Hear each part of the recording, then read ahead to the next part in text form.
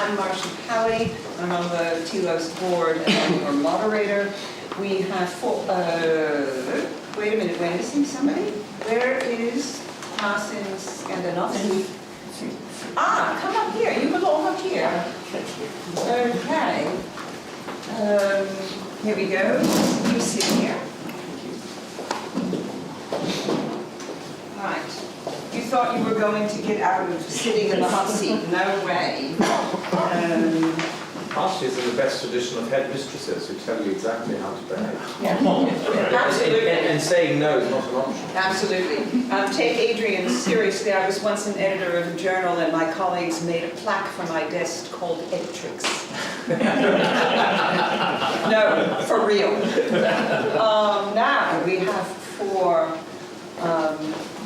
wonderful presenters. We'll simply go in the order in which they're listed in the program. And everybody gets 15 to 20 minutes, and then we'll take questions as we have this morning.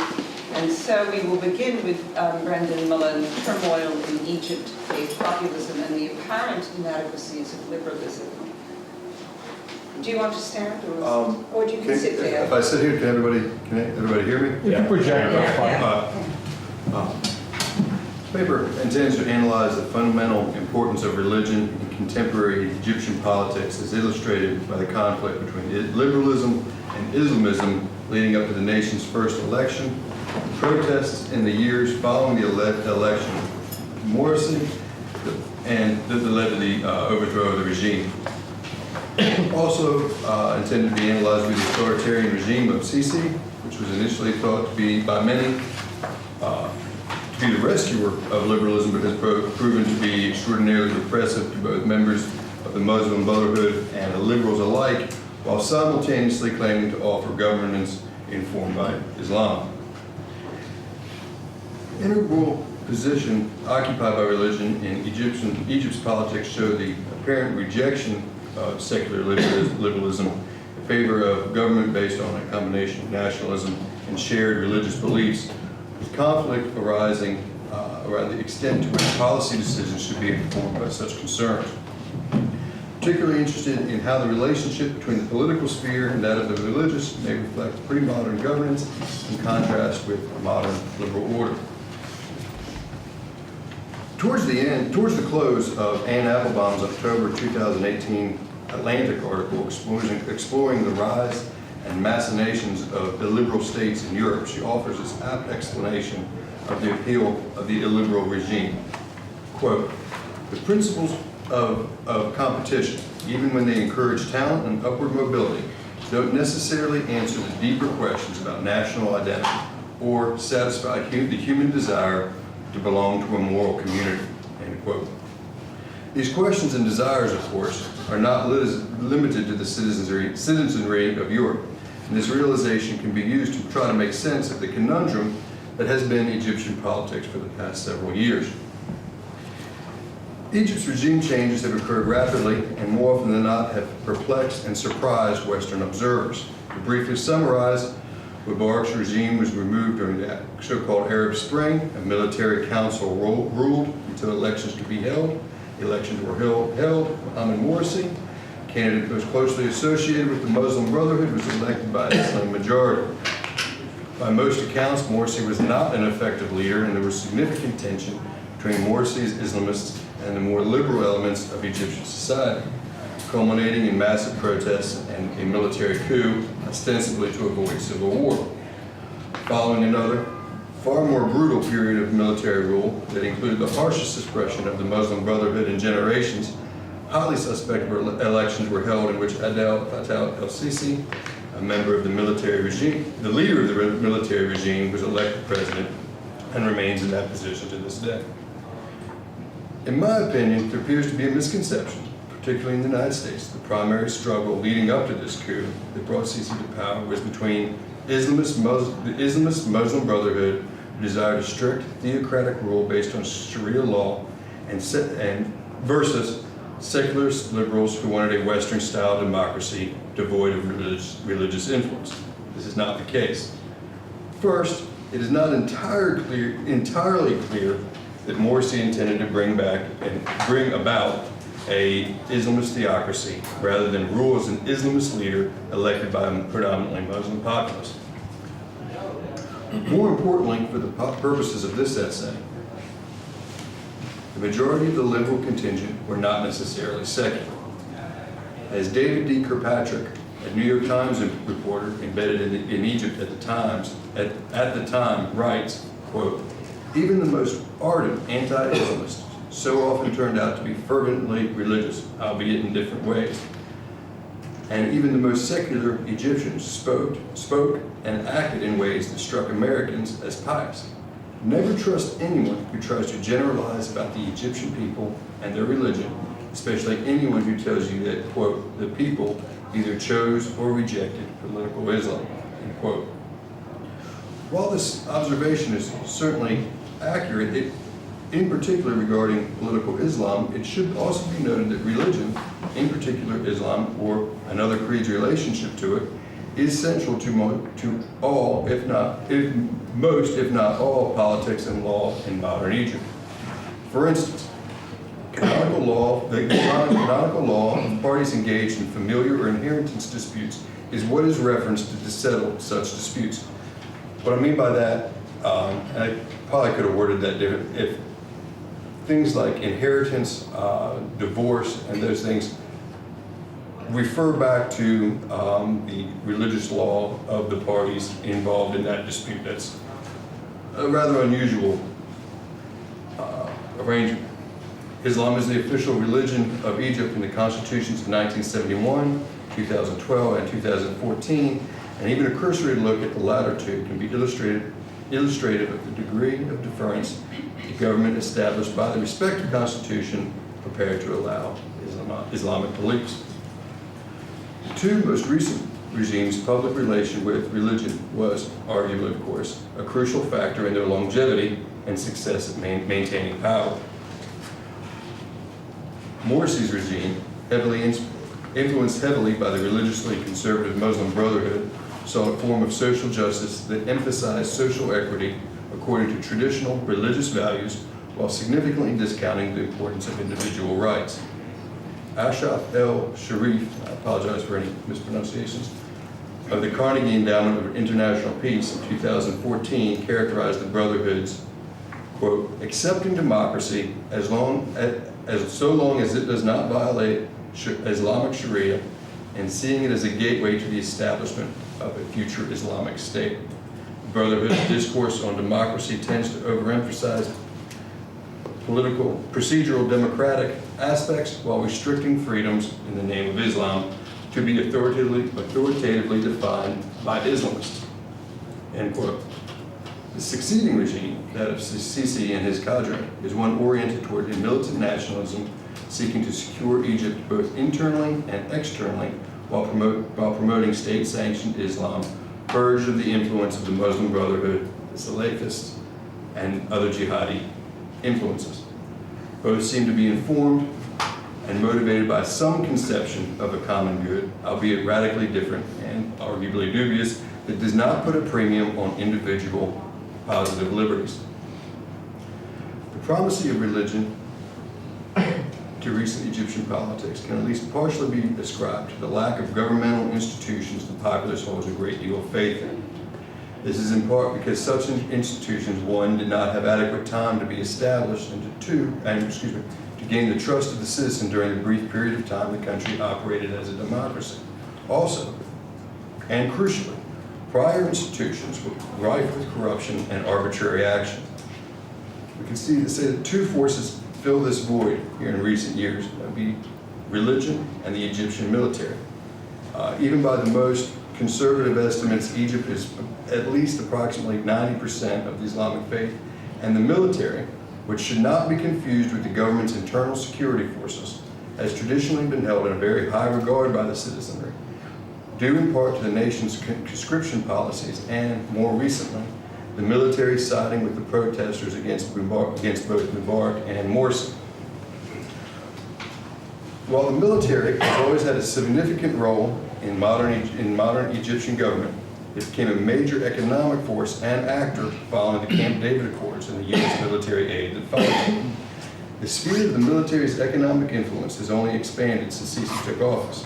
A recent report listed, quote, mining, food production, chemicals, farming, plastic, household appliances, and hospitality, end quote, as industries heavily infiltrated by the National Service Products Organization, which is just one of the agencies through which the military runs its business interests. The military also has a central role in recent mega projects such as the Suez Canal Corridor Development Project and the construction of a planned new administrative capital, not to mention to almost total control it has over nearly all public lands, including the desert lands.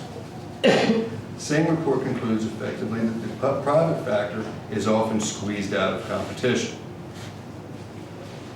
This arrangement, military-dominated capitalism, however, is not without its benefits, as it does provide for low-price necessities for the Egyptian population, and in times the military has intervened to correct price rises or extreme shortages of staple items such as baby formula. This notion of the military or the deep state, Egypt is a country you could say genuinely has a very active deep state, not to be confused with, I guess, the way we currently throw the term around. But deep state really significant power that it uses for the, or allegedly uses for the common good, is not limited to the security and economic spheres. It is also present in religious life. The Egyptian Constitution, 2014, explicitly prescribed political activity and the founding of political parties that are based on religion. But this in no way should be interpreted to be an attempt to secularize government or even establish a separation of religious authority from that of the state. The new constitution bans political parties based on religious beliefs. However, Sisi promises to show his people the correct way to practice political Islam, seemingly trying to assuage concerns of liberals and have an Islamic government, at the same time possibly promoting a moderate form of Islam for purely political ends. An anecdote in Kilpatrick's book is quite revealing about the military regime's use of religion for political ends. Following the Rabab massacre, and that's in the beginning of the overthrow of Morsi, soldiers were gathered in a defense ministry building to be lectured by religious leaders, including former Grand Mufti Ali Goma, to receive instruction from the religious scholars. According to Kirkpatrick, a video of the event was shown to Islamic soldiers and security forces throughout the nation and was distributed by the Department of Moral Affairs.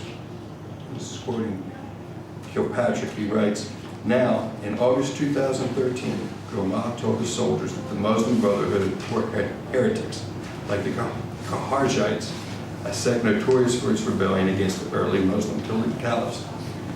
Quoting Goma, even the sanctity and the greatness of blood, the Prophet permits us to fight this. Shoot to kill, he said. These rotten, stinking people. And both quotes. Kirkpatrick provides numerous other quotes from religious leaders to the soldiers that day that distinguished the Muslim Brotherhood from other citizens and believers and sanctified the taking of their lives. Quote, blessed are those that kill them, as well as those whom they kill. Kirkpatrick quotes Goma in a later service, stating that the religious leader was at this point also one of Sisi's informal advisors. It is important here to note that stripping the political enemies here of any type of kindred status that would afford a fellow citizen or fellow religious believer places them outside the protection of the law. Further, the taking of their lives is portrayed to be the duty of the soldiers, as both Egyptians and Muslims, thus granting the members of the Brotherhood a similar social status that Agamemnon describes in Homo Sacred. We're talking about the bare life of a person that can be killed without protection, without recourse under the law. Muslim religious establishment has been nationalized in Egypt since the time of Nasser. Under Sisi, however, state control of the mosques has increased in the name of reform to counteract Islamism. Patrick explains, quote, Sisi's idea of reform was the Islam of the deep state, dictated from above. He banned heterodox books about Islam and imposed tight controls over Islamic teaching. He closed down 27,000 independent mosques. He forbade preaching by unlicensed imams. His government issued mandatory sermon guidelines for those still at the minibars. End quote. The regime apparently recognized the paramount importance of Islam to the vast majority of Egyptians and has taken great steps to ensure that the message of the mosque is in line with that of the state, rather than allow it to be a possible vehicle of dissent.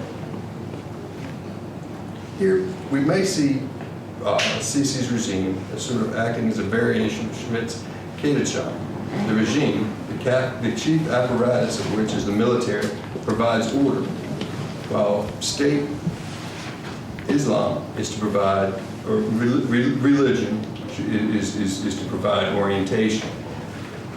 The regime positions itself as the restrainer of both radical Islamism and liberalism, both of which it views as presenting an existential threat to the order of the state, harbingers of chaos. We could see the relationship between President Sisi and the Grand Mufti Shakta Alam, again I apologize, as similar to the relationship between the medieval emperor and the Pope described by Schmidt in his Nomos of the Earth. Schmidt writes, quote, the medieval West and Central Europe, imperium and sacerdotium, was never a centralized accumulation of power in the hands of one person. From the beginning, it rested on the distinction between power and authority as two distinct lines of order of the same encompassing unity. Thus, the antitheses of the emperor and the pope were not absolute, but rather diverse orders in which the Christian Republic resided. End quote.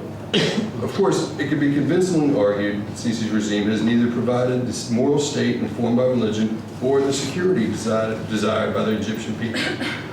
Rather than simply establishing a collective ethic through the incorporation of religion, in the case of the Sisi regimes, it appears that religion has been used to legitimate extreme measures in the realization of political goals.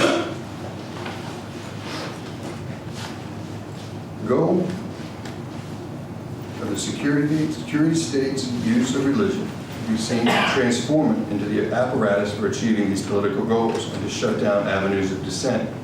In particular, it seems to have been used to justify past and potentially future atrocities and delegitimate or dehumanize political rivals and place them outside the protection of the state. That's all I have.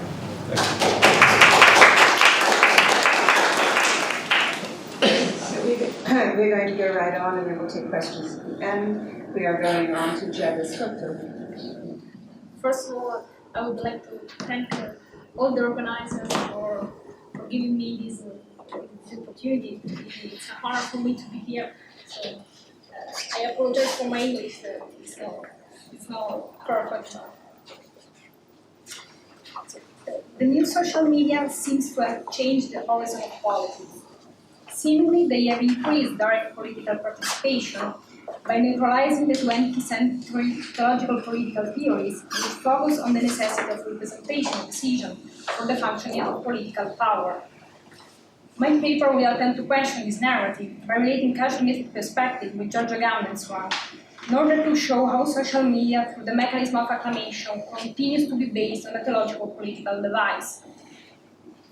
It's interesting to this effect to start with a quote from Kashmir's constitutional theory, I quote, it's fully conceivable, Schmidt's right, that one day, through ingenious discovery, every single person without leaving his apartment could continuously express his opinion on political questions through an apparatus, and that all this opinion would automatically be registered by a central office where one would only need to read them off.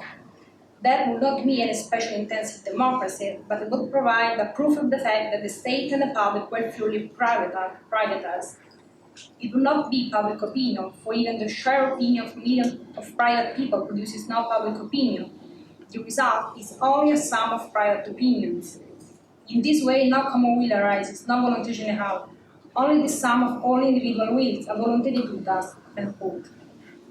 In 1928, with this, one may say, prophetic word, Schmitt warned against what he thought was the ultimate risk of liberal democratic politics, namely the total privatization of political experience, whereby the individual, isolated in the expression of his own opinion, was deprived of that original democratic phenomenon which is, in Schmitt's opinion, the acclamation as the immediate presence of the people in their pure will.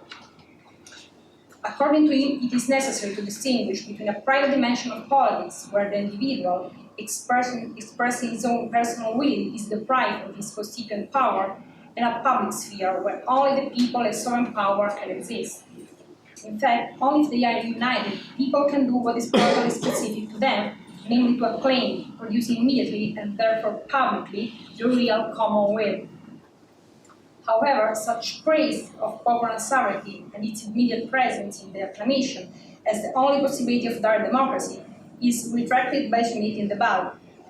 In fact, it specifies that there is no identity without representation, and that therefore the will of an organized multitude, such as the popular one, needs, in order to exist concretely, to be brought to a unity from above through a decision-making mechanism, which is the only one that allows the people to become a political unity.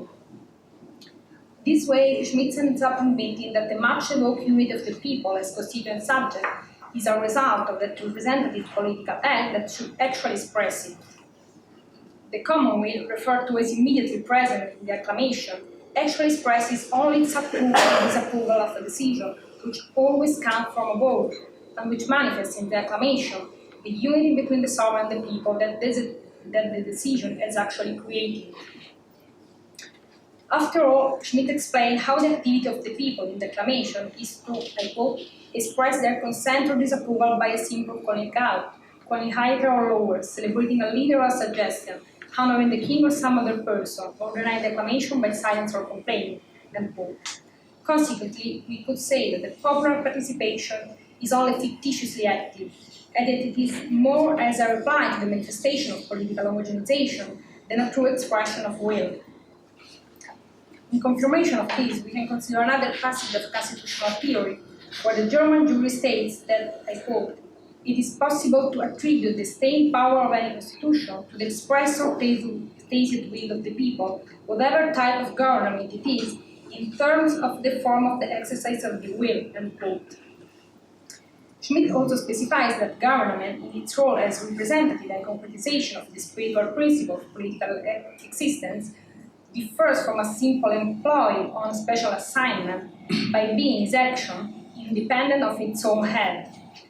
But if the concept of the subject of the constituent power of the people is reduced to that of tacit will, the margin of distraction of the subject who interprets it is very wide. In Schmitt's perspective, it remains to some extent implicit that the acclamation is the ceremonial by which power makes visible and celebrates the participation of the people, which is actually constituted by the sovereign decision itself. So acclamation proves to be a fictitious reference to popular sovereignty, from which the sovereign power is autonomous, but to which it refers as its source of legitimation. In this way, Schmitt finds the mechanism of acclamation, the instrument through which he can give voice to the will of the people, while managing to govern it and while trace it back into a sovereign perspective. That's why the separation between private and public remains essential for him, as the only possibility to control of this mechanism. But if you are so interested in this, it's because the system of Schmitt's acclamation can be traced in a similar form and therefore also with similar problems within the modern liberal democratic procedures. Schmitt's prediction to use devices that allow to express one's own opinion even from home and the prophecy of a subsequent democratic crisis is incredibly right. On the contrary, what Schmitt did not predict is how this crisis doesn't coincide with a weakening of the mechanism of acclamation, but rather with its triumph, which finding ingenious discoveries such as mass media and social media platform is privileged means. That is the reason why it can be profitable to combine Schmitt's point of view with Agamben's one. The latter has shown how the structure of modern democracies is that of a governmental machine of Christian origins, which finds in the glory and glorification mechanism what keeps its two structural polarities together, the kingdom and the government. By specifying this Schmittian theological-political paradigm toward what he called an economic theology, in fact, Agamben identifies in the Christian Trinitarian doctrine, and in particular in the designation of Christ as administrator of God's glory, a separation between the ontological ground, which means the level of being and of determination of sovereignty, and the level of action, which means the level of government. On the ontological ground, God is one, but on the level of action, he lets his son Christ to govern the world, and Christ's task is to govern the world in the name of God by giving him glory. So Christ's glory derives from God's glory, but also God's glory is originated by Christ's work of glorification. This ends up creating a circular mechanism in which the kingdom and the government appear as different identities necessarily related by a work of glorification. Through this, in fact, the government gives rise to the glory of the kingdom, from which it shows then to draw its legitimacy for an action which is actually anarchic. As a result, the glory, which should have represented the point of intersection between the two polarities, actually brings out an asymmetry within the governmental machine and a precedence of the anarchic governmental element, which finds in the ontological one its source of legitimation. But if this anarchic governmental paradigm is precisely, in Agamben's perspective, what modern democracies inherit through the distinction between popular authority, namely the kingdom, and executive power, namely the government, it becomes clear how the mechanism of acclamation, which seemed to have disappeared then, actually plays a central role. This is demonstrated by the proliferation of mass media and social media platforms as the supreme means of control and dispensation of glory by a government that obtains in its way the possibility of legitimately acting in an anarchic manner. The opportunity offered by social media platforms like Facebook or Twitter to comment or like any type of information content, especially about politics, created in fact the illusion of a new possibility to be directly involved in the political decision-making process, and that, as Schmitt predicted, by expressing one's own opinion from home through a tweet or a like. What the use of social media seems to suggest is the idea for a new possibility to express one's own will in a direct way, without any mediation that will modify the pure will of the people as sovereign power. That is why social media is considered as a means of the triumph of democracy, of the possibility of manifesting publicly and therefore immediately the pure will of the people. It's interesting to note that even the so-called populist movements not only turn increasingly to social networking sites as the main vehicle for their proposals, but also create virtual platforms through which the people can raise their voice against the classic channel of politics. That is what happened, for example, in Italy with the creation of the Crusoe platform by the Five Star Movement. The aim here is, as for Schmitt, to highlight the difference within a some way corrupt modality of expression, the representative parliamentary one, modifying its purity by an element of mediation, and a good pure one as the public manifestation of the regional and immediate presence of the popular voice. The latter is considered as the only instrument of their democracy. In fact, on a virtual square, everything is public opinion. Everything can be at the same time the subject and the object of acclamation. But this is precisely for this reason that the claimed distinction between private and public shows not to hold. In the society of the spectacle created by the media, not only is the public dimension being privatized, but also private existence is publicized through the continuous dissemination and politicization of the opinion. And the social media, by claiming to express the immediacy of the people's will, conceals its own mechanism of mediation. On closer inspection, the freedom in the active participation of the spectator proves to be fictitious, by often being a mere reply to some predetermined contents, a mere assent or dissent. Acclamation system, in fact, is based on a binary logic according to which the spectator can only like or dislike a content, which is already proposed and therefore decided from above, from the governmental power. On Facebook or Twitter, what the spectator does in order to manifest its own will is to comment or like the post of a leader and to share his video in order to criticize him or simply spread his message. In the same way, the reception of so many likes is interpreted by the leader as the virtual repetition of the tabloids of the audience at the end of a speech at a rally, that he can use as a legitimate source of his action.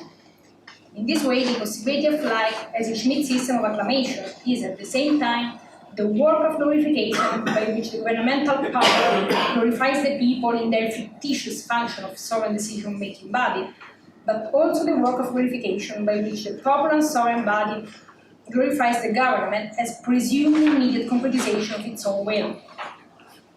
As Schmitt predicted, the distinction between a private and a public dimension has become in this way much less evident. However, this does not correspond, as you have thought, to a weakening of glorification mechanism, but rather to its straightening.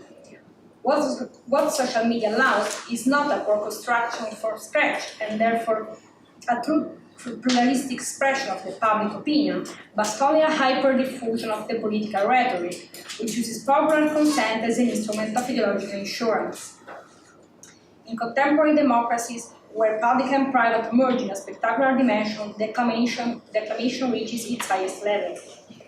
But here, as for Schmitt, one can ask whether the populist criticism, the representative and parliamentary mediation, criticism guided by a metaphysical distinction between a pure original commonweal and a corrupt private mediation, is not paradoxically inspired by an undemocratic need for a glorified insurance of the anarchic powerful principle of the political government. In other words, one may ask if the reference to the popular sovereignty is not in this way merely ideological because it is fictitious, but intending to refer to an immediacy, which is actually mediated, therefore functionalized and reabsorbed within the governmental machine. The government is not the simple execution of the popular will, but an anarchic power that is legitimized by reference to the popular sovereignty. Therefore, Gambe states that conceiving the government as a mere execution of the common will is one of the more harmful mistakes of Western politics. In this sense, it becomes also clear how the Schmittian doctrine, to which we initially referred, proved to be extremely useful in order to reveal what the mechanism of glorification conceals, namely how the acclamation is necessary to ensure political power in its pretension of absoluteness and inviolability. In this way, the political agent is, in its action, legitimately anarchic because locating within an essential system of legitimation that at the same time establishes and guarantees it. The ceremonial elements, namely the acclamation, proper to the theological field to which contemporary democracy seems to have renounced, have not disappeared. On the contrary, they are even more necessary where there is no longer, as it was fundamental in Schmitt's philosophy, a system of theologico-political insurance of the sovereign, or in other words, where the political power is no longer located within a mechanism of insurance that comes from above, by configuring itself as the only source of immediate construction of political meaning and unity. Where the insurance of political power is entirely determined from law, from the people as the holder and therefore the source of sovereignty, the devices of glorification becomes the only means in order to legitimize the anarchic action of the political agent. The dispensation of sovereignty by the people, the kingdom, corresponds to that of the glory by the executive, the government, and the media constitutes, in this sense, the privileged means of multiplication and dissemination of the glory.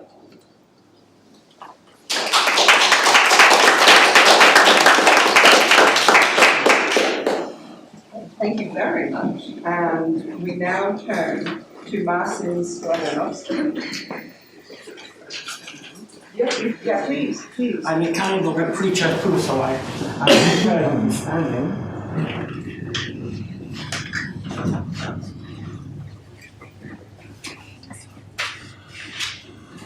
In order to present myself, I should say that I am a theologian, I am a dogmatic theologian, but in my research I'm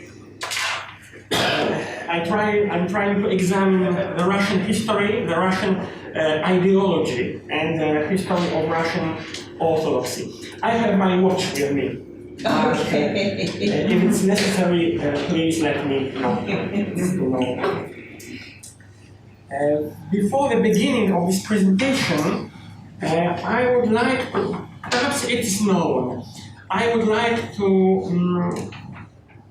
explain two notions, two concepts that are frequently confused in academic debates in the West, but the difference between them is important when we are trying to talk about Russia. The first is the Rus, and the second is Russia. Perhaps it is well known to you, but excuse me, I will repeat the difference. The Rus in Russian is Rus. It's an old Slavic word. In my language, in Polish, it's Ruś, so it's very similar.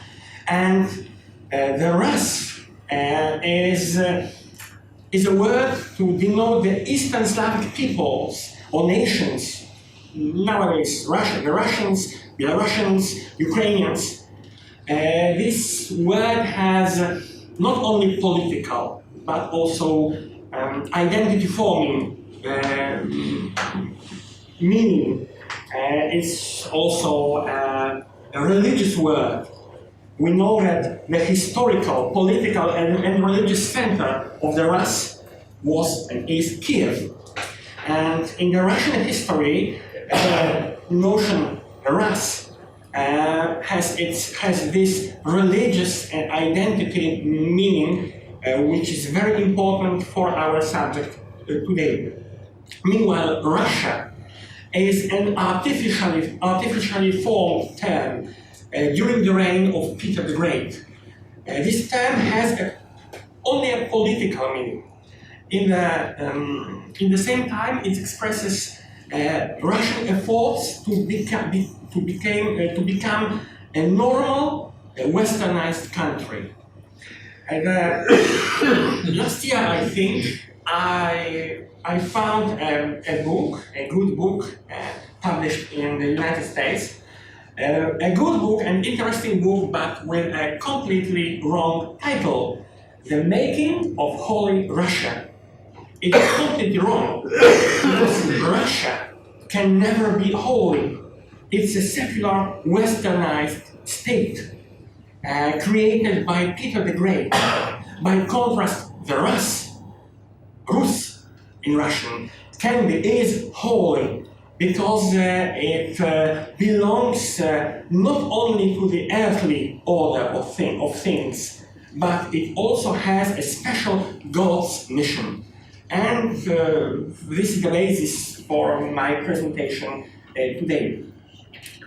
The basis of this presentation is a conviction, very frequent in Russia today, that Russia has a special mission to fulfill as a defender of traditional Christian values, as well as the associated myth,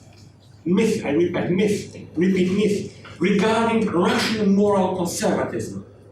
This conviction is expressed both by the representatives of the Russian Orthodox Church, Russian, but in original form is the Rus, Russkaya Pravoslavnaya Cerkev. So the church is related to the Rus, not to Russia. So by the representatives of the church, including Patriarch Kirill and by Russian establishment, including President Putin.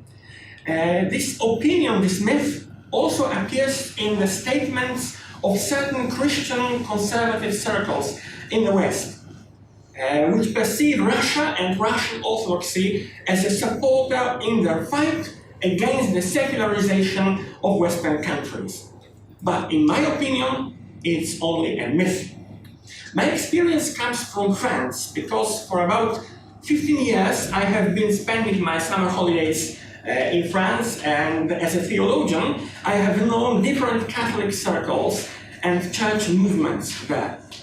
I was surprised, by their way of understanding contemporary Russia as a truly Christian country. Of course, it can be understood as a result of Russian propaganda. However, in my opinion, the problem is serious. A superficial image of Russian Christianity and a simplified opinion on Russian politics in a post-Christian country like France can be very far from being true. Perceiving Russia as an ally in the fight against secularization in the West, in my opinion, it is a myth, a delusion or illusion, which results from the lack of understanding what the foundation of Russian Orthodox criticism toward the West is.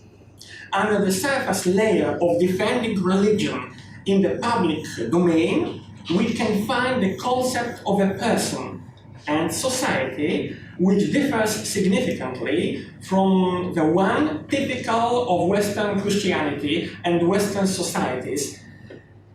This is the context for presenting the main aspects of criticism advanced by Patriarch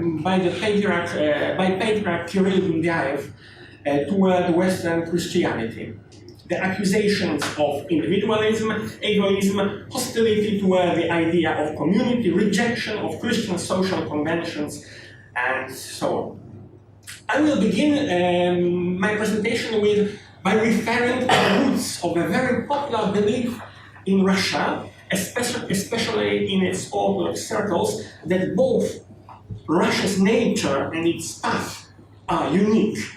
In the second part, I will demonstrate the main elements of criticism toward Western liberal democracy found in the statements of Patriarch Kirill.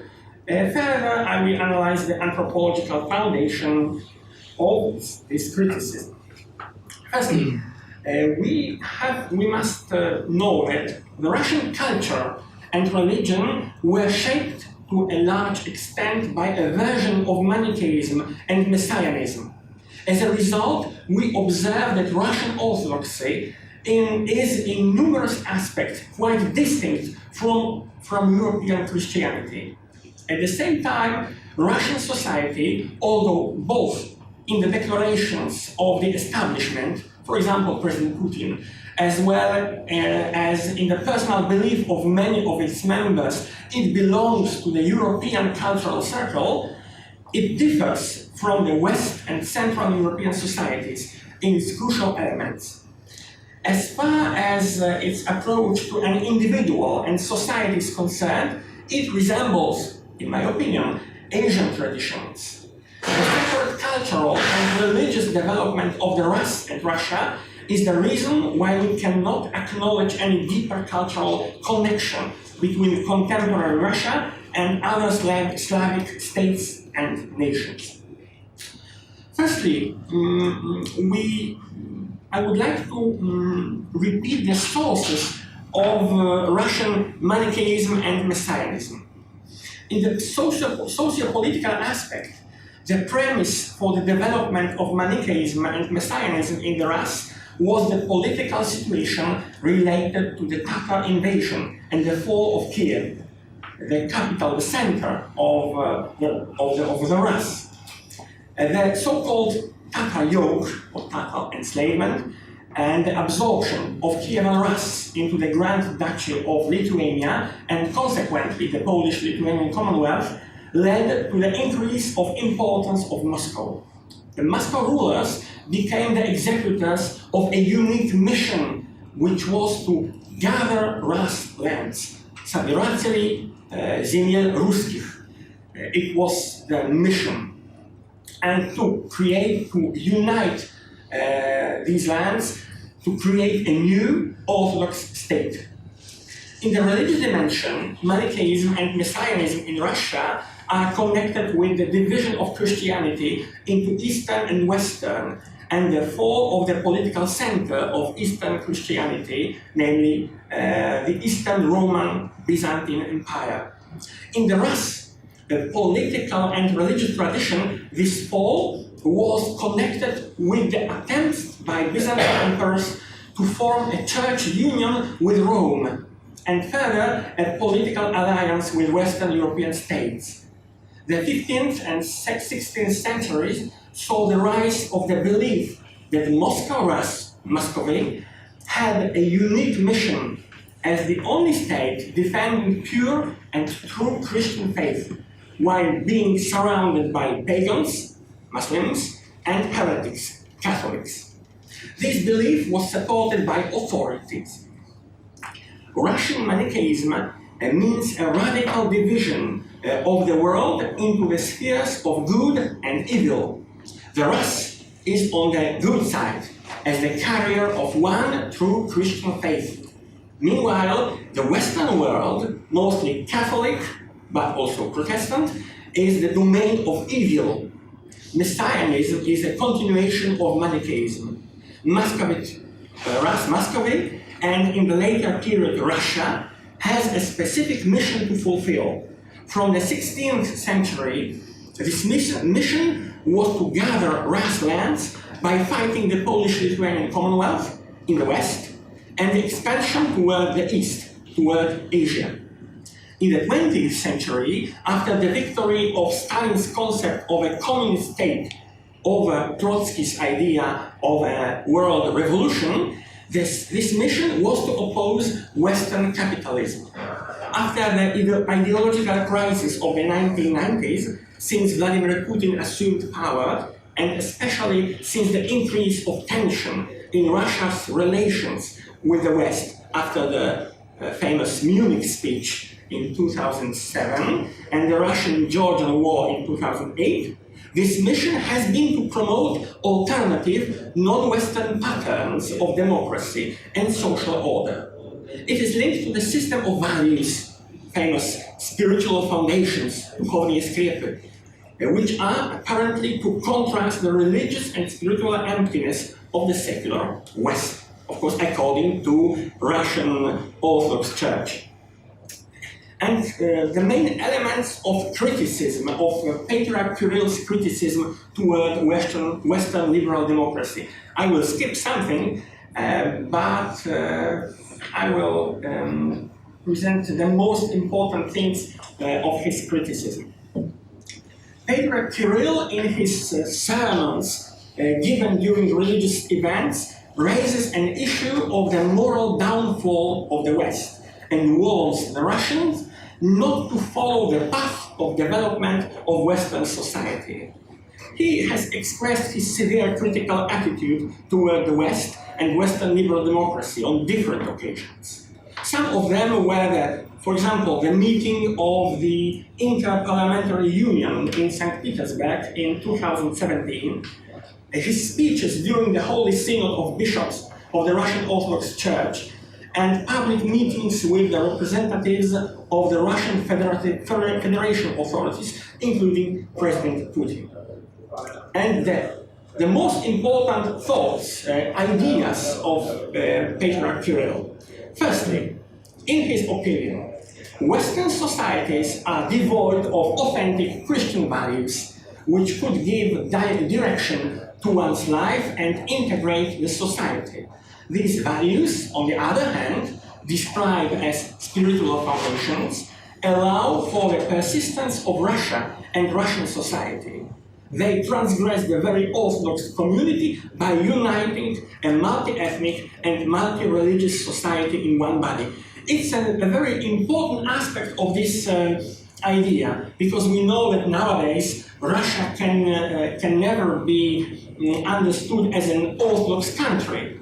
It is a multi-ethnic, multi-religious country, with a federal structure, but according to Patriarch Kirill, according to different philosophers, thinkers like Alexander Dugin, for example, this Orthodox ethics, it could be acceptable for all the inhabitants of Russia, even if they are not Orthodox. Secondly, the foundation of Western social, political, and religious life is individualism and egoism. It is egoism that elevates individuals over the welfare of the community, which is identified in Russian conditions with the interest of the state. In Kirill's anti-Western mythology, in contrast to the egoistic West, Russia is presented as a country founded on strong social ties, in which the ideal is altruistic service to other people, to nation, church, or state. These sentiments have been expressed by both President Putin as well as Patriarch Kirill.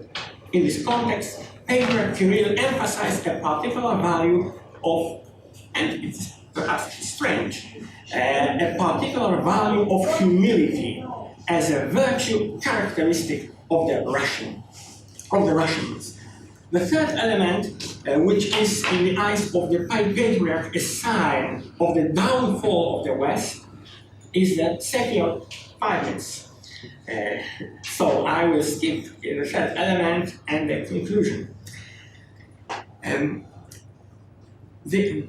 my opinion, the reasons of this criticism of Patriarch Kirill towards the West is his anthropological basis. The anthropological sources of criticism toward the West present in the statements of Patriarch Kirill are very important. Even if these statements agree with the temporary interests of President Putin and his circles, their roots go much deeper. In an interview given last year before his controversial visit to Bulgaria, Patriarch Kirill refers to anthropology and axiology. They are the reason why he rejects the development of Western Christian theology. He claims that the crisis in Western churches is connected with secular, social, and political concepts, including the concept of human rights and freedoms. And in my opinion, what is of crucial importance here is anthropology, and especially the understanding of who a person is, as well as the relation between an individual and community, society and state, resulting from this understanding. The fundamental anthropological belief of Western Christianity is the idea that every individual is a person. The personal dignity does not depend on individual features, a state of development, or external appreciation, including social acceptance. Although a person does need a community to fully develop, their existence does not depend on a community. The Russian view is different. It is a community that creates a person, or makes a person out of an individual. Devoid of social relations, an individual is not a full person. This is the reason why distancing oneself from the community is destructive for a person and as such unacceptable. Moreover, in Russian social religious tradition, the concept of community and state became dangerously similar. In practice, it often means that the opposition to the state results in an individual being excluded from the community. Similarly, any actions against the interest of the state also have an anthropological dimension. They weaken or destroy the dignity of an individual as a person. What is my conclusion? Perhaps it's simple, but it's very, I think it's important for our understanding of Russia. Russian traditional Orthodox anthropology relates the welfare of a community, of a person, to the future, to the destiny of the state. So my human rights are limited by the project, by the plans of the state. I cannot be in opposition. I cannot isolate myself from my state, because in that case, I could lose my personal dignity.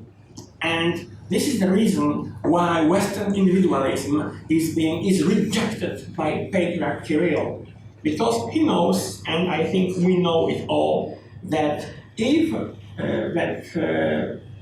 this individualism, recognition of the dignity of a person, of every human person, every can destroy the regime, the social order in Russia. Thank you.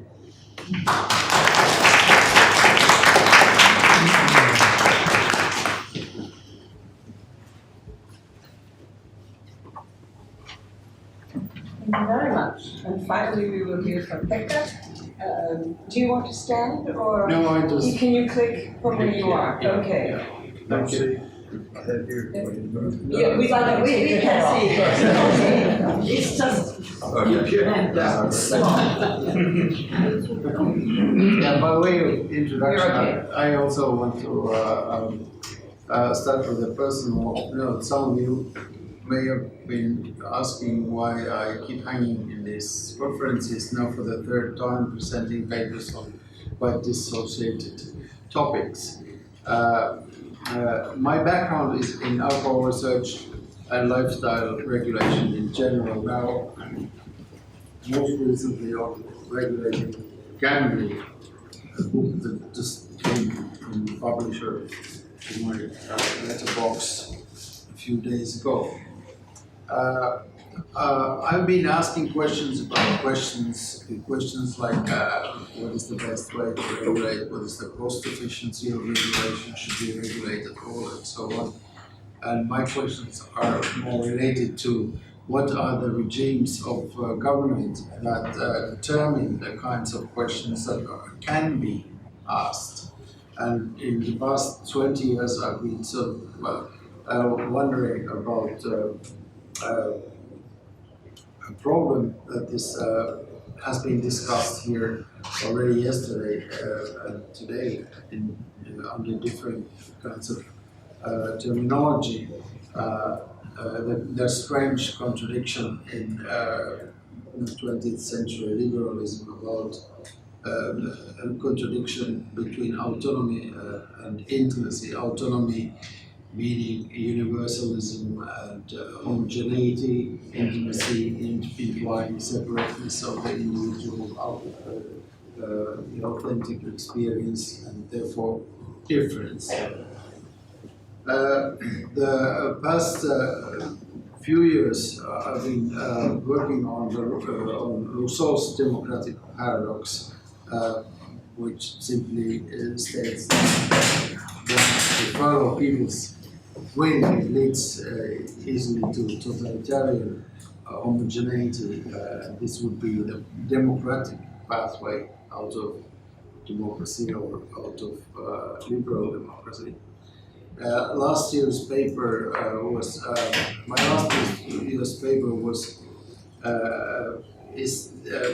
asking, is this the case about Nordic neo-populisms? Are they leading us to the democratic pathway from representative democracy as we know it in the Nordic countries? My argument was that it isn't, and today I'm going to demonstrate this argument by looking at their populists' reactions to religion. There seems to be a double paradox about populism and religion in the United States, a country which is constitutionally secular with a strong separation of church and state, and freedom of religion being one of the basic values. Populist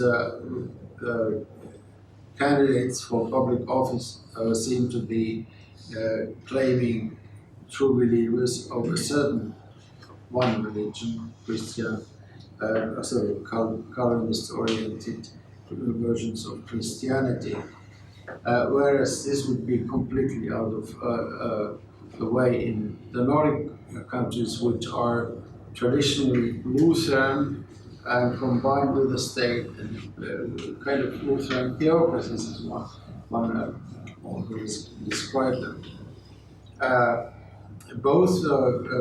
In both cases, the candidates present themselves as potential leaders of the whole nation, not just one section of it. Marcia Pallas' paper last year was a very inspiring one. She argued that the American tradition of covenant between person, neighbor, and God, articulated in the Mayflower Compact 1620, serves a resource for American conservative populists today, even today, which was quite a striking observation. Then I started asking myself, well, how about the Lutheran tradition? Is that also a resource for the populists today in the Nordic countries? It could be. And the answer is no. I'll tell you why it is no. To remind you about a little bit about the Lutheran state church context, the Nordic states, Sweden and Denmark, Norway, when they were established, they declared themselves as the officially Lutheran states. Gustav Vasa, already 10 years after the Wittenberg theses were made, 4 years after Luther's book on worldly, what is it called in English? I don't remember. And so on. So very quickly they adopted the Lutheran doctrine with the idea of the territorial rather than church, rather than church based on faith. Cuius religio was the phrase, the one who has the territory has the religion, which led to kind of nativist principle of church belonging and citizenship. This was based on Luther's very smart political theory, for example, about infant baptism, which he was very strong about. And this was based on his references to the Bible, saying that salvation is a gift of God at birth, not something that you can get as an adult by way of revelation or personal will or whatnot. So if you get born in a Lutheran state, you will be Lutheran, period. So this establishes it's sort of a communion between the church and the state and the individual too. But still, salvation is not dependent on the church. It's not God-given anyway. So there will be a pact between, not like in America, when you said that it's a pact between the person, the neighbor, and God. Okay, there's a triangle. Which establishes a kind of obligation of loyalty and solidarity also. But in the Nordic countries, it is also a pact, and the same references go for Luther as the Calvinist theologians. But this time it is a pact between the church and the king and God. Okay, so the Luther's idea was actually strikingly similar to the idea of the distinction between foro externo and foro interno in Hobbes, because Luther also thinks that the inner side of you belongs to God, the outer side belongs to king. So this kind of connection was very strongly established and very closely based on Luther's theology. The important note, the important observation to make about this is that it is still a people's state church. So the king was, to use David Pann's terminology, was really a representational figure. It represented the people. The king was the people in one. And so so was the church. The church was the people in one. So it wasn't a kind of a church state imposed from above. It was the people's church state. And this is why many researchers say that the welfare state in itself has kind of Lutheran origins. So this union actually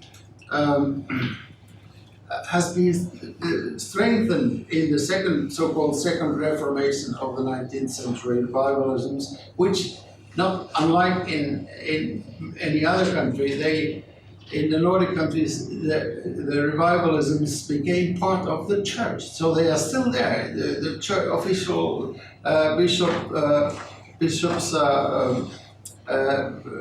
kind of represent conventionally a kind of certain revival movement within the church, and therefore they became even stronger, in a stronger sense, people's church, the state.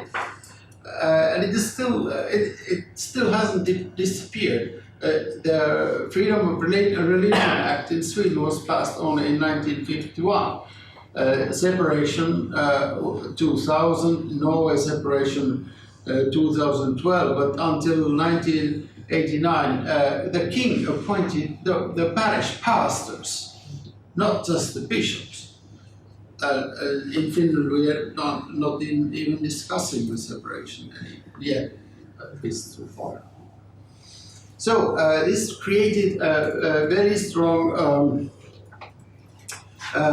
homogeneity system of the constitution, and gradually, well, it was a kind of a self-destroying repressive homogeneity, which was individually oriented and so on. But anyway, it led to the events in 1960s, 1970s, and partly 1980s, where the current, where the sort of new normal was created about tolerance, multiculturalism, and secularization. And my argument is that the current populism is a revolt against this new normal.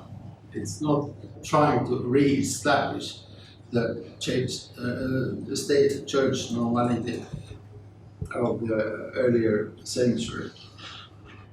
To demonstrate this idea, I just refer to one occasion which has been studied about this so-called summer hymn and debate, where the populist voices constructed a kind of enemy figure of the liberal, all-tolerant cosmopolitans who want to deny the right to sing traditional church hymns in public schools and kindergartens.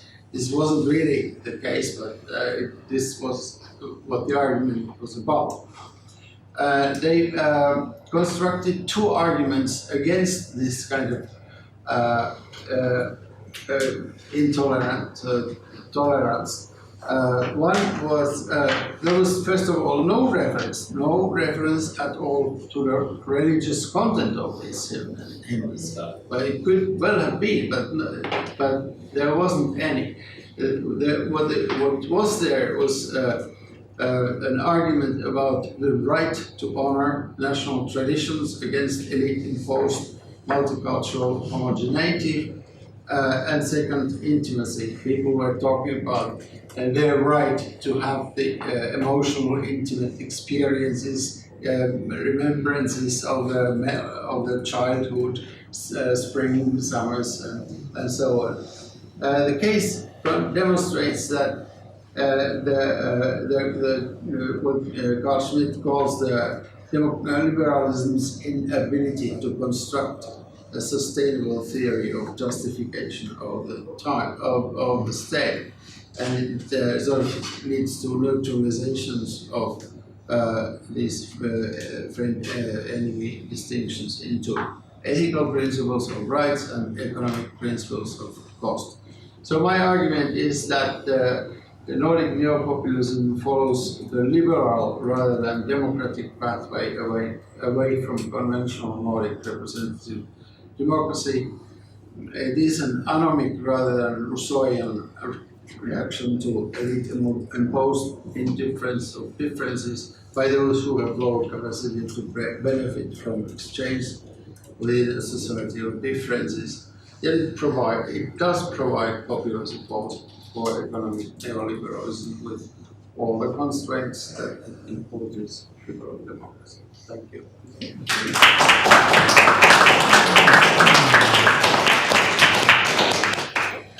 I'd like to thank all our panelists for very, very rich and varied papers and invite your questions. please, and then Russell. Oh, yes. My name is Hamza. I'm from Algeria. Sir. Okay, so I have a question to Brenda. Yes, sir.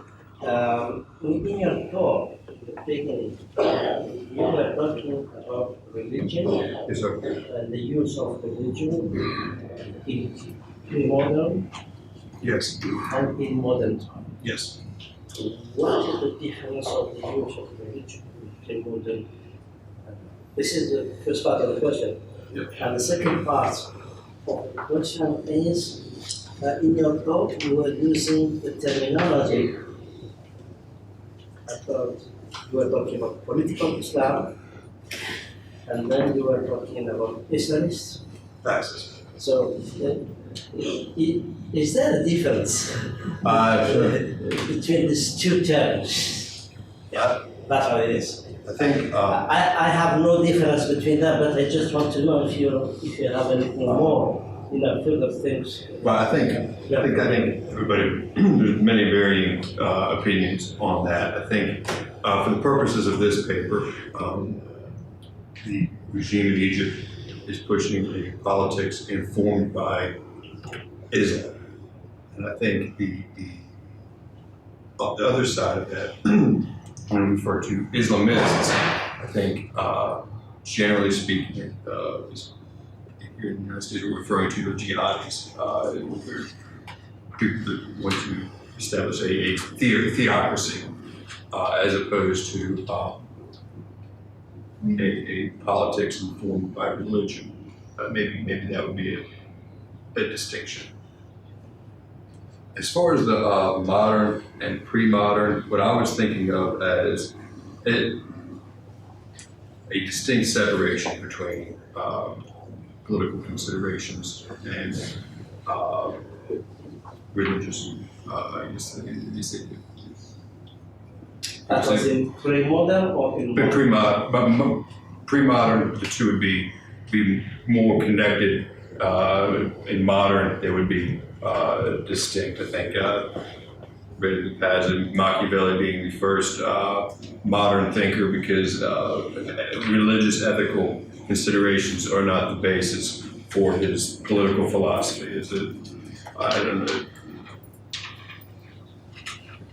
And not necessarily that all modern politics is necessarily amoral, but that it is not based on a religious doctrine, I guess. That is from the Western perspective.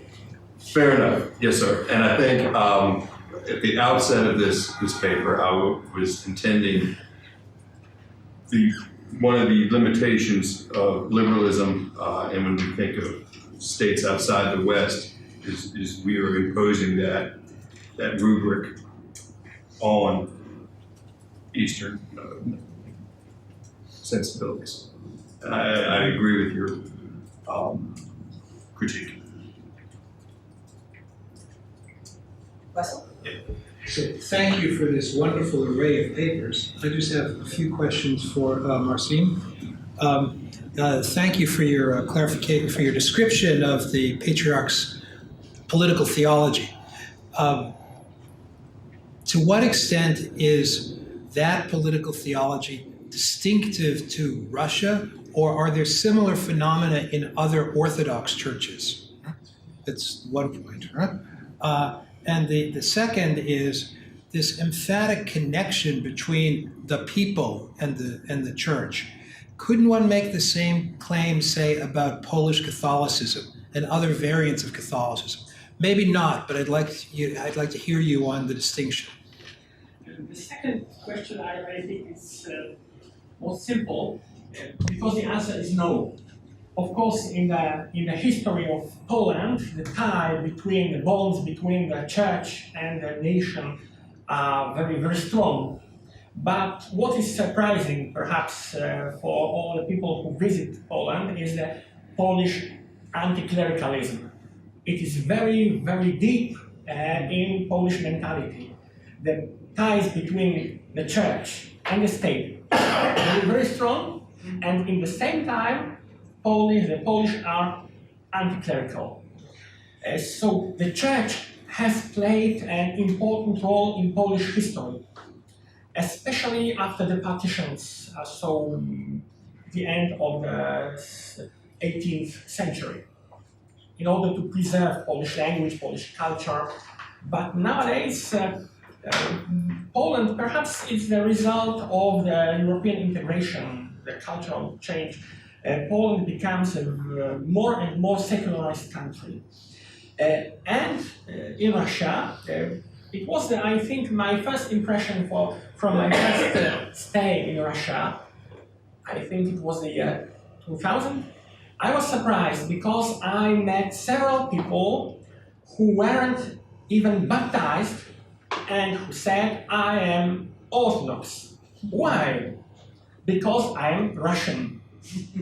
It is strange, it is perhaps funny, but this bond is very strong, especially in the Slavic population, because of course the Russian Federation is a multi-ethnic, multi-religious country, but in the Slavic population the bond is very strong, and I think it's the purpose of Mr. Putin's policy to make this bond even stronger, because we know that the personal religious beliefs of Putin are difficult to describe. In theory, he is Orthodox, but we know he has divorced.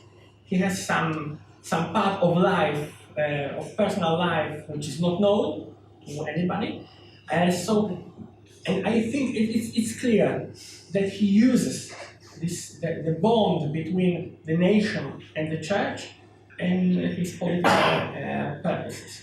And as for your first question, we have some examples of a similar relationship. For example, Greece. It's a good example because the bond between the church and the nation. It was, I think, the unique way to survive for the nation during the occupation, the Turkish occupation. The public presence of the church is very strong. But I think that there are some resemblances, but it is very hard to find another case of another similar case as Russia. I think it's very original. I'd like to come back to the same point as Russell, because it's quite important. I think there's a danger of Orientalism. If you read Western books on China, on Japan, on Korea, we all agree now that this is largely Orientalist. You know, the foreigner, how different they are, how important it is to know Chinese language to understand Chinese people. This is all complete nonsense. Chinese people can't speak Chinese, so the idea that Chinese is the source of their character. We have to be careful not to do this with Russia. And with great respect, there's a long tradition of Polish Orientalism about Russia. Because, of course, Poles want to say, we are not Russian. And this does lead, I think, as it led through the political foreign policy of the United States, to, in a sense, not studying closely enough the theology of the Russian Church. You've called it Manichaean, I think that's very unfair. And you divorce what you call the Russian theology and policies of Kirill from Orthodox theology. But almost everything they say is essentially Orthodox theology. What you have to do is explain why in Russian it gets a particular twist. Because it's not Russian, it doesn't arise out of the fold. It comes out of Orthodoxy. It is not Byzantine, it isn't the same as the particular system of the Byzantine system. But the notion of the people assembled is essentially Orthodox. It's not purely Russian. And one can say much the same thing about many other fundamental ideas. The whole mystical tradition in Russia is consistent with other aspects of Orthodoxy. And the other points that you don't make that I think are important is the enormous diversity in Russian history within the church. It's very wrong to suggest there was a sort of Russian Orthodoxy that somehow comes out of the mud and ends up in Kirill, because in Russian history an enormous influence was Calvinism. And another enormous influence was Dominican scholasticism. So these things that are absolutely the opposite of everything you say were enormously important in the history of the church in Russia. So now we have to say, when the church revived after the communist period and took this character, why did it take this character? One aspect, obviously, is Orthodox theology per se. Another aspect, obviously, is the undesirability of being a Protestant form of orthodoxy, which you'd already flirted with in the past. Another obvious point is we don't want to go towards a form of orthodoxy that would bring us under the control of Istanbul, for example. So there are internal politics for taking the Russian way. But the Russian way, I think, is more worthy of study in itself. I don't think it's just a cover for the power of ecclesiastics. I mean, nobody in Russia believes Kirill. Kirill is very unpopular. They do see him as lying and as openly in bed with Putin, and Russians will say this all over the country too. But I think it's wrong not to see a real link between the way Russian organization works and this theology. I don't think it's just a kind of false consciousness above the real organization. The last point is you need to take account of Enlightenment in Russia, not Peter and Catherine, who of course are completely unimportant, but the importation through Germany and Sweden of esotericism into every Russian village. And this, I have a student who's written a genius thesis on this, that will come out with Harvard University Press, because this kind of esotericism is enormously influential in Russia. And if you put it all together and take the example of Soloviev and the other example of Chicherin, these people are enormous in Russia now. I mean, Putin's advisors are working on Soloviev. And Soloviev isn't just a Slavophile, Homyakov, that's a nonsense. He's gone through the Kantian phase, he's rejected the theocracy phase. There's very strong basis in Russian thought, both liberal and anti-liberal, for these problems that they're exploring now. And the people doing the exploring know Chicherin and Soloviev extremely well. So I'm a bit frightened of the idea that it's Eurasian. I agree they say this. When we were in Moscow last year, we heard the advisor of the Patriarchate say exactly this. But, you know, this is Kazan. This is a long, like the Polish story. Russians have deluded themselves that they're Asians for hundreds and hundreds of years. We have to ask what the real variables are. But I thought it was a wonderful paper. Yes, I agree with you that perhaps this is a kind of Russian illusion of to say we are not Europeans, we are not Asians, we are not Eurasians. Now I'm studying Alexander Dugin's works, yes. And it's his main idea to create that Russia is an independent civilization, something very, very independent, something. A civilization in itself. I agree with most of that you have said, but one thing, Russian Orthodoxy, it is really different from Greek Orthodoxy, Byzantine Orthodoxy, and why?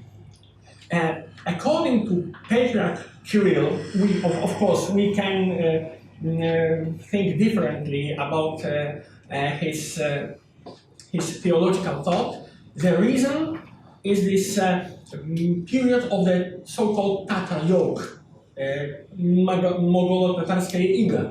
I mean, so this difference, this rupture with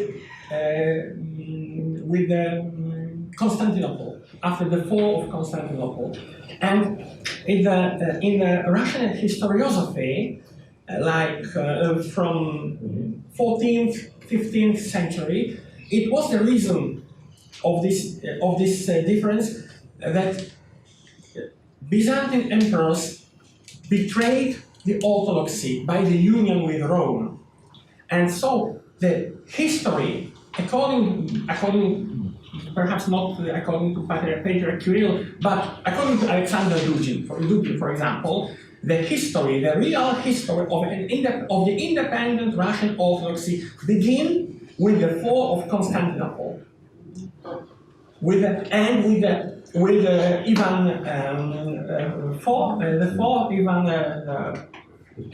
terrible Grozny, Ivan Grozny, after the conquest of Kazan, and after this openness towards the East, Asia.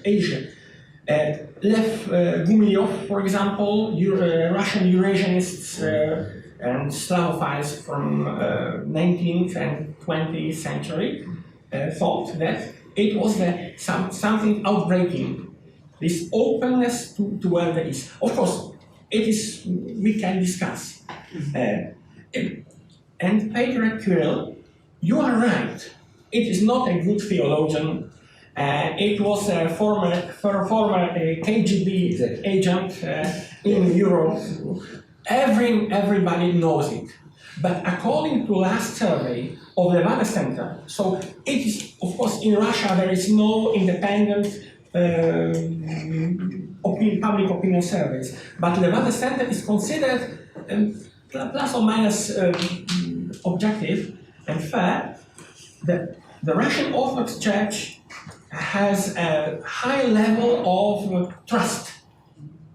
Perhaps it's a result of propaganda, but really, in today's Russian Orthodox Church, Patriarch Kirill tries to find an independent place in the public life.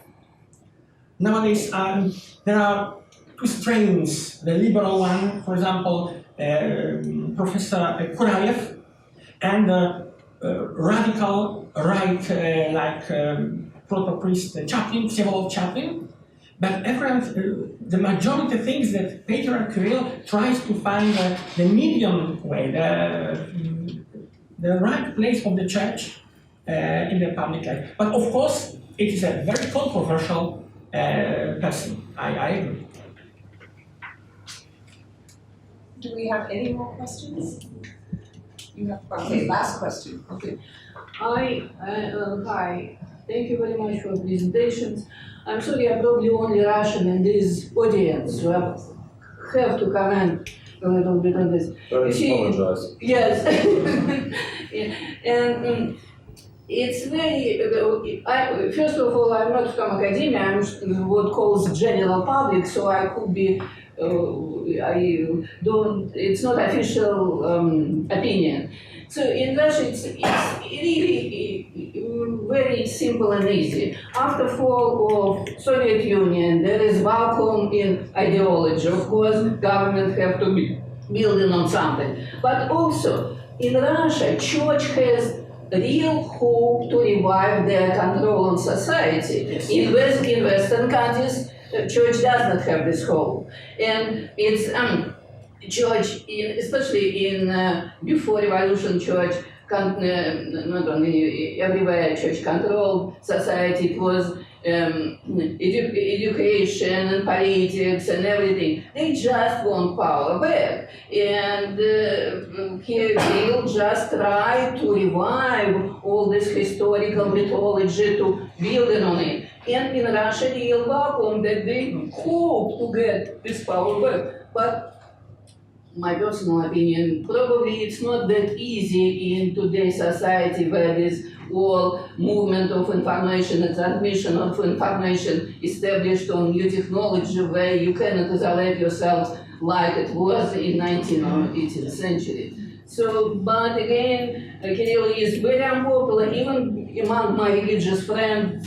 He is very known, very corrupt, and all of them. Yes, very corrupt, and yes, and he only cares only about money, doesn't even theology at all. So it's not simple situation. Yes, it's true. Everyone knows it. Perhaps you remember this, the case of his watch, very, very expensive one. And it was shown in a photo. A watch was something very expensive, and after that it was erased from the photo in order not to provoke the people. You are right. But there is one difference. Before the revolution, church was a part of state structure, and nowadays, in theory, according to the constitution, there is a separation between the church and the state. But state is not very powerful in Russia, actually. Putin is not very powerful. They have to create new ideology. What they can create it? Of course, it's only like communist ideology is not working. Perhaps we should continue this very vibrant conversation in our informal coffee hour. I'd like to thank our panelists and all of you.